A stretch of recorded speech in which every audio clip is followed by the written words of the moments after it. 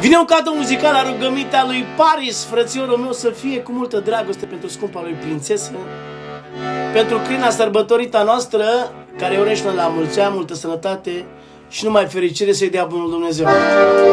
Câteva vorbe frumoase din partea mea, Beni Mondialo, pentru Crina, cea mai frumoasă prințesă. Și spune Paris: bucurie, viața mea, e ziua lui fata mea, iar anii îi împlinește tata ce mult o iubește. Ea este prințesa mea, slăbiciunea lui tata. Doamne, ce mult o iubesc, de focul ei mă topesc. Și îmi plânge inima, nu s-a caz de ziua ta, dar va veni o zi bună, să fii cu toți împreună.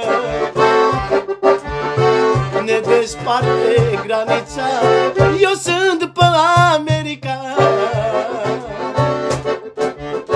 Mi-e dor, prințesă, de tine, că eu nu sunt lângă tine. Te iubește mult tata, că tu ești regina mea. Te iubește mult tata, of, regina mea. Astăzi este ziua ta și vreau să-ți urez la mulți ani fericire și mulți bani. La mulți ani cu sănătate, în viață să ai de toate. La mulți ani cu fericire și să ai zile seline. La mulți ani, Crina mea, tu ești slăbiciunea mea. La mulți ani cu sănătate, în viață să ai de toate.